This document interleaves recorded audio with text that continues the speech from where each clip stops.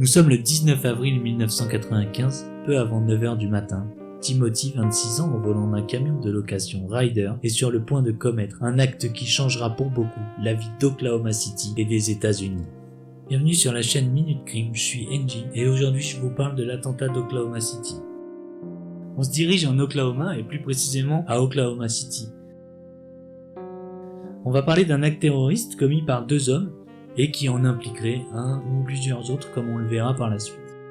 Ce bâtiment administratif ouvert en 1977 et portant le nom du juge fédéral Alfred P. Murrah abritait les bureaux régionaux d'administration fédérale tels que la DEA, la TF et autres services secrets au recrutement des armées. Timothy McVeigh est né le 23 avril 1968 à Lockport dans l'état de New York. Il a deux sœurs, Patty, née en 1965, et Jennifer, née en 1974. Il a une enfance très ordinaire. Ses parents divorcent en 79 alors qu'il a 10 ans.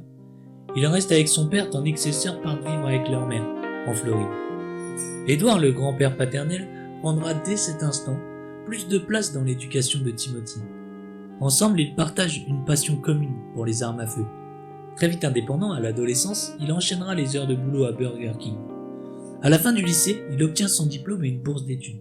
Mais étant trop oisif et jugeant les cours trop ennuyeux, il arrête après un semestre et commence à investir de l'argent dans les armes.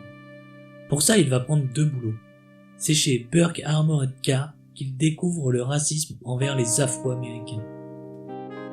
C'est aussi à ce moment qu'il devient survivaliste, mouvement qui émerge aux États-Unis dans les années 60. Enrôlé dans l'armée des États-Unis en 1988, il débute sa formation à Fort Benning. Mais un programme expérimental auquel il sera assigné l'obligera à rester militaire pendant 3 ans. C'est à Fort Benning qu'il rencontrera Terry Nichols, le plus âgé des recrues, 33 ans à l'époque.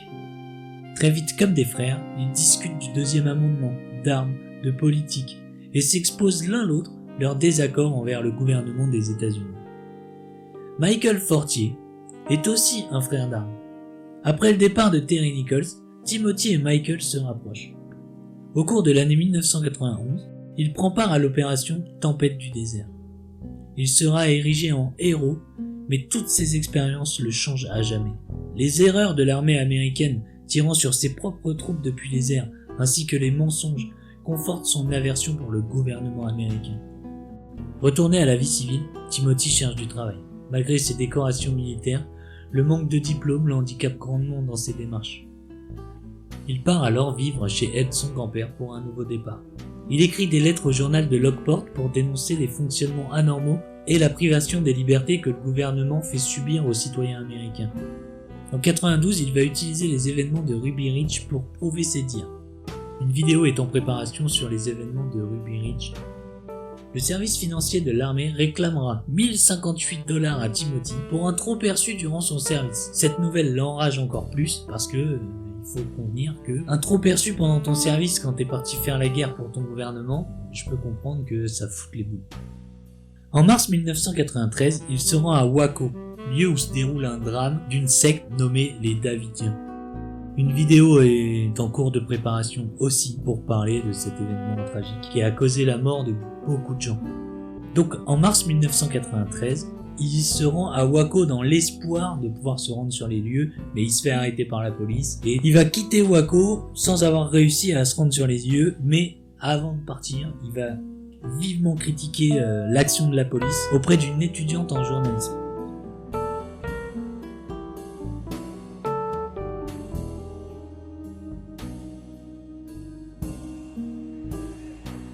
Just arrived today.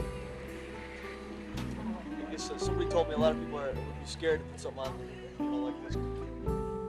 Timothy McVeigh had already apparently been very concerned about what had happened at Ruby Ridge.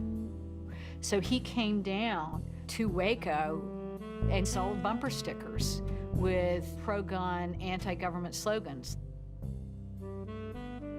He saw the raid as clear evidence of what the government would do to try to confiscate guns and persecute gun owners. Suite à son départ de Waco, il se rend à Kingman chez Michael Fortier et sa femme Laurie. Il voyage à travers le pays de congrès d'armes en congrès d'armes pour vendre des livres et autres articles. À la mi-avril 1993, il rejoint Terry Nichols dans sa ferme. Il y apprendra à concocter de petites bombes. Non, pas celle-là. Non plus. Voilà, exactement. Terry Lynn Nichols, et il est né le 1er avril 1955 à Lapeer dans le Michigan. Il est élevé dans une ferme du Michigan. Il a un frère, James Nichols, et il a un fils, Joshua Nichols. Alors petit, il rêve de devenir médecin, mais il quitte l'université au divorce de ses parents pour aider sa mère. Avant son implication dans l'attentat, il fait plusieurs petits boulots, mais il les tient jamais. Il est marié, mais il divorcera en octobre 88. Et à la surprise de tout le monde, il va s'engager dans l'armée en 1988, alors qu'il est âgé de 33 ans. C'est ici que va commencer leur complot macabre contre le gouvernement américain. Ça y est là, Timothy il est résolu à agir contre le gouvernement. Il fabrique des bombes pour les faire exploser. Il fait partie de la suprématie blanche et est membre de la communauté patriotique. Les carnets de Turner lui inspirent son projet. Les carnets de Turner, c'est un livre où des suprémacistes blancs font exploser un bâtiment fédéral du FBI à Washington avec une bombe construite dans un véhicule de livraison à base de fertilisants agricoles. Terry Nichols, lui, il va participer à l'attentat, tandis que Michael Fortier, il refusera toute implication. Mais malheureusement pour lui, il en savait déjà trop, on va le voir plus tard. Nichols et McVeigh volent 7 boîtes de 50 pounds de Tovex dans une carrière de Marion dans le Kansas. 50 pounds, ça fait 22 kg 680. Et le Tovex, c'est un explosif qui remplace la TNT. Nichols, il achète le 30 septembre 94 et le 18 octobre 94 1,8 tonnes de nitrate d'ammonium. Il finance le projet avec l'argent issu d'un vol que Nichols a commis chez Roger Moore, pas à James Bond. Roger Moore, c'est un gars que Timothy a rencontré sur les congrès d'armes. La date du 19 avril 95 est choisie pour la commémoration du siège de Waco. La cible, le bâtiment fédéral Alfred Paul Murat. L'heure, 11h du matin. Il va chercher auprès de l'Alliance nationale une planque pour se cacher après l'attentat, mais sans succès. L'Alliance nationale, Donc après avoir conçu la bombe dans la cuisine de Fortier en taille réduite, avec des canettes et tout ce qui pouvait traîner et lui passer sous la main, il est temps pour McVeigh de passer aux choses sérieuses.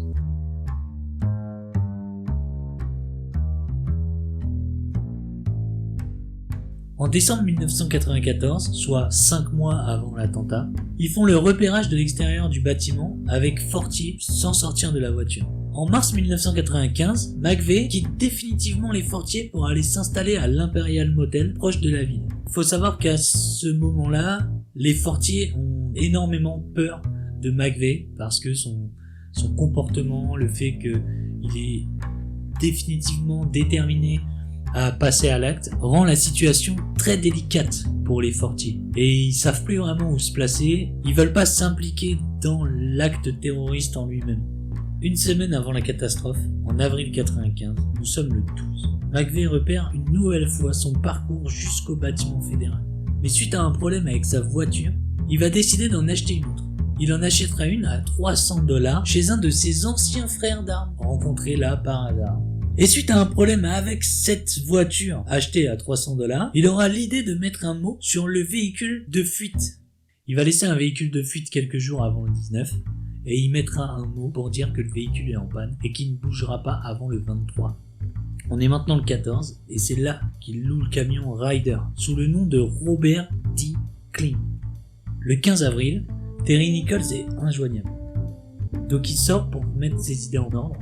Et le soir, il se commande à manger, et le livreur, il déclarera plus tard qu'il a livré à manger 1 heure en retard, et que du coup, McVeigh était plus là, et il a livré cette nourriture à un grand blond.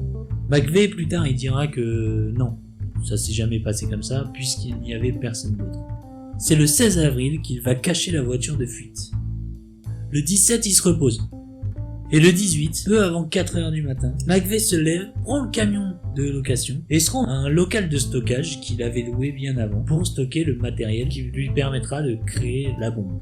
À ce moment-là, il doit y retrouver Nichols, mais il vient pas. Donc il va charger seul 108 sacs de 23 kg chacun de nitrate d'ammonium. Et c'est là que Nichols se pointe. Du coup, à deux, il charge 13 barils de 210 litres de nitrométhane, plusieurs caisses d'explosifs Tovex et 17 sacs d'ANFO. La NFO, c'est un mélange de nitrate d'ammonium et de gasoil.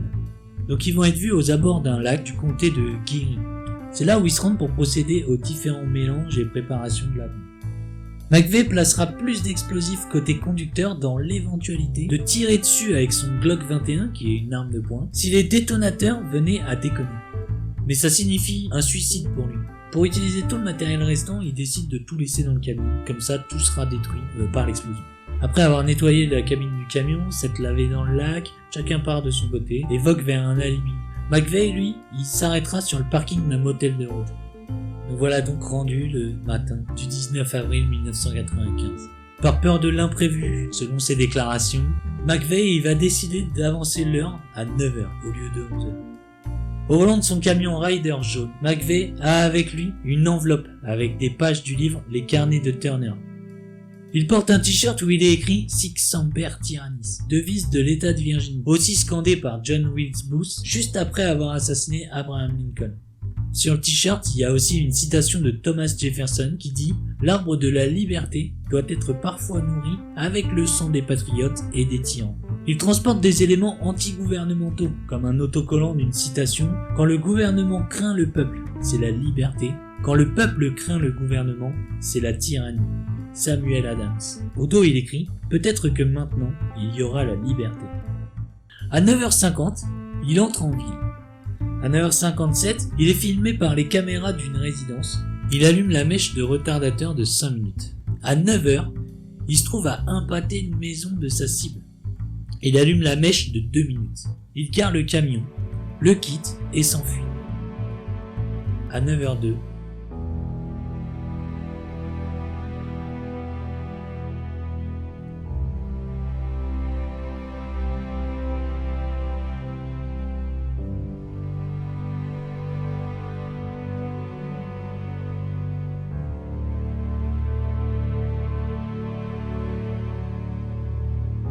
alors que près de 600 employés fédéraux et 250 visiteurs sont dans le bâtiment fédéral, l'engin explosif artisanal explose.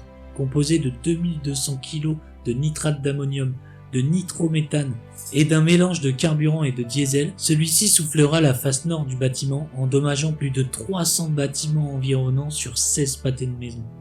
Le cratère créé sera de 9,10 mètres de large pour 2,40 mètres de profondeur. L'explosion détruit ou brûle 86 voitures sur le site, provoquant des explosions secondaires des réservoirs ou des pneus. Des centaines de personnes se retrouveront sans abri et le coût total est estimé à 652 millions de dollars. Une secousse à environ 3 sur l'échelle de Richter sera enregistrée au musée des sciences qui se trouve à 6,9 km et dans la ville de Norman qui se trouve à 25,9 km. Elle sera ressentie jusqu'à 89 km autour de la zone visée. Là, je vous montre un exemple d'une explosion de nitrate d'ammonium.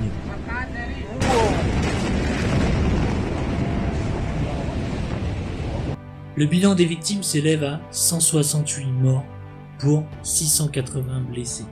L'enquête qui s'ensuit sera la plus grande enquête de l'histoire des États-Unis. Elle est nommée OK Bomb et compte parmi les plus complexes. 190 lignes téléphoniques seront mises à disposition. 120 agents du FBI basés en Oklahoma seront aidés par le bureau de Washington. Pendant 32 mois d'investigation, OK Bomb, c'est 28 000 interrogatoires, 43 450 pistes d'enquête, environ 3,5 tonnes de preuves, plus d'1 milliard d'enregistrements dans 26 bases de données, hôtels, location de camions, réservation de vols. Cette enquête mènera à l'inculpation de 3 personnes. Une citation du FBI dira que toutes les pierres seront retournées, aucune piste ne sera négligée. Bien sûr, avant de conclure cette vidéo, faisons un petit aparté sur les pistes. 168 au total, et une jambe, toute seule, sera retrouvée. Malgré qu'on ait plusieurs pistes pour expliquer son origine, on ne sait pas vraiment. Est-ce qu'il y avait une 169e victime? Les victimes sont âgées de 3 mois à 73 ans. 163 victimes sont dans le bâtiment lors de l'explosion. La plupart d'entre elles décèdent des suites de l'effondrement plus que de la bombe. Le verre brisé est responsable à lui seul de 5% des décès. Parmi les victimes figuraient 3 femmes enceintes. 19 sont des enfants, dont 15 étaient dans la garderie du bâtiment. Une victime était dans l'Athenian Building, une femme sur un parking dans la rue, un homme et une femme dans l'Oklahoma Water Resources, et un sauveteur est mortellement blessé par des débris. 99 victimes travaillaient pour le gouvernement fédéral. 271 enfants perdent un parent et 60 enfants deviennent orphelins. 680 personnes seront blessées dans l'attentat, allant de petites coupures, des brûlures graves et des fractures. Cette vidéo est pour vous. Alors, pour conclure cette vidéo, on va parler un petit peu des sanctions et de ce qui a découlé de cette affaire. Timothy McVeigh, il voulait déclencher une deuxième révolution, la deuxième révolution américaine. Il voulait que le peuple se soulève contre le gouvernement. Il a souhaité mourir en martyr. Tout d'abord, pour James Nichols, qui se trouve être le frère de Terry Nichols, il a fait 32 jours de prison parce que Nichols et McVeigh vivaient chez James Nichols et c'est là que McVeigh a appris à fabriquer des bombes artisanales. Et il a été libéré pour manque de preuves. Ensuite, Jennifer McVeigh, qui est la petite sœur de Timothy McVeigh, a été relaxée en échange de son témoignage. Lori Fortier, elle aussi, a été relaxée en échange de son témoignage. Michael Fortier, lui, a été inculpé et condamné à 12 ans de prison pour non-dénonciation.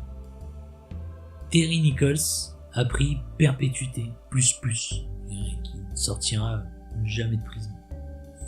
Et Timothy McVeigh, lui, a été condamné à la peine de mort. Are you prepared for death? I am. Et il a été exécuté en juin 2001. En mai 2001, le FBI donne des documents sur l'affaire McVeigh. Il n'avait pas communiqué à l'avocat de la défense. Après, le juge fédéral dira que aucun document n'innocente McVeigh. Donc il ordonne son exécution. Et l'exécution est approuvée par George W. Bush, qui est l'actuel président à l'époque. McVeigh, il a été exécuté le 11 juin à 7h14 par injection létale. L'exécution a été retransmise à Oklahoma City sur un circuit fermé pour que les victimes et les proches des victimes puissent être témoins de sa mort. 232 victimes survivantes de l'attentat ont assisté à son exécution. À la demande du condamné, donc à la demande de McVeigh, aucun membre de sa famille n'est présent. Il a également demandé à ce que la distribution du poème Invictus soit faite à la trentaine de personnes présentes dans la chambre d'exécution. Bien sûr, toutes les sources sont dans la description. Vous pourrez aller vous renseigner par vous-même de tout ce qui a été fait ou pas fait. Voilà. Il se dit patriote, mais pour le reste des Américains, il est un lâche monstrueux, tueur de masse.